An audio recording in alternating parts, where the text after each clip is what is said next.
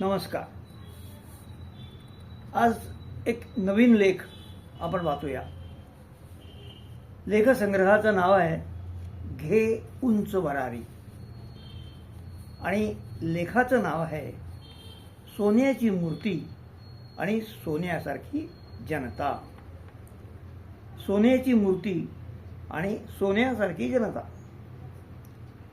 एका धनाढ्य मंदिरात एक सरावलेला सराईत चोर ईश्वराचे मनोभावे गुणगान गात होता. हे ईश्वरा, तू आहेस म्हणून ही श्रीमंत मंदिरे आहेत बरं. तुझ्या अंगाखांद्यावर सोन्या चांदीचे अलंकार, समोरच्या दानपेटीत करोडो रुपये हे असे नित्य येत राहो. तुझ्याच कृपेने ही संपत्ती मला भरभरून मिळत राहो.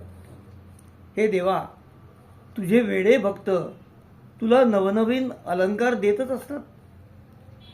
खरे दागिने घालणाऱ्या धनिक लोकांजवळ मी गेल्यानंतर त्यांना तू बेसावध राहू दे. पोलिसांची आणि माझी कधीही गाठभेट होऊ देऊ नको. प्रत्येक रात्र ही काळोखी रात्र झाली तर किती छान होईल. पूर्ण रात्रभरासाठी लोड शेडिंग करून टाक बघू. देवा, मला उत्तम आरोग्य लाभू दे. चौर्यकर्म करीत असताना मला कधीही खोकला, सर्दी, शिंका असं काही येऊ देऊ नको. माझ्या हातापायांना कंप तर बिलकुल यायला नको. हे ईश्वरा, तुझ्या कृपेने सध्या बरे दिवस आले आहेत. अशीच कृपा असू दे. चोर हे धर्म, जात, पंथ, पक्ष या सगळ्यांच्या पलीकडे असतात. कार्यपद्धती आणि श्रेष्ठत्वात थोडी भिन्नता जरी असली तरी ते सगळे एक जात चोरच असतात. देवाची सोन्याची मूर्ती चोरताना ज्यांचे हात थरथरत नाहीत व देवदेवतांच्या अंगावरील दागिने चोरताना सुद्धा मन शांत ठेवणारे हे खरे स्थितप्रज्ञ. कर्म करा आणि त्वरित फळ मिळवा, चांगले किंवा वाईट, हा यांचा मंत्र. प्रसिद्धीची अजिबात हाव नसलेले हे चोर फक्त पकडले गेले तरच चोर ठरतात आणि अनिच्छेने का होईना प्रसिद्धीच्या झोतात येतात. पण आपली जनता अल्पकाळातच सर्व काही विसरते याचा या चोरांना गाढ विश्वास आहे.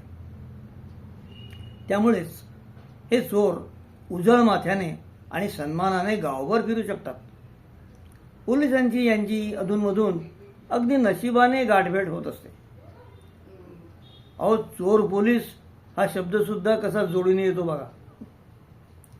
बऱ्याच वेळा हा एकच शब्द आहे की काय असं सुद्धा वाटतं.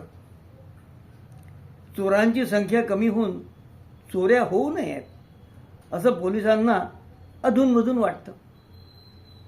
पण पोलीसच नसले तर किती बरं होईल असं चोरांना नक्कीच वाटत असणार. यांचं नातं हे अतूट आहे, हे मात्र खरं आहे.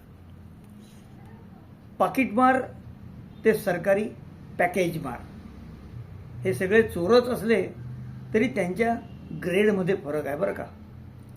दोघांच्या सुरक्षिततेत फरक आहे. काहींना ऑफिस आहे, गाडी आहे, पेन्शन पण आहे. अगदी बिंग फुटले तरच अडचण, तोपर्यंत सर्व काही आलबेल. शेवटी तो ईश्वर आहेच ना. तोच तर बुद्धी देतो, तोच वाचवेल. मग ही सगळी मंदिरं आणखीन श्रीमंत करू की. आणि आपली जनता कालांतराने सगळं विसरते एवढंच लक्षात ठेवायचं. प्रत्येकानं सोन्याचीच मूर्ती का चोरायची. अहो, हे सोन्यासारखे गरीब आहेत ना, त्यांना काय कितीही वेळा आणि कुठेही लुटलं तरी चालतंय की. कसं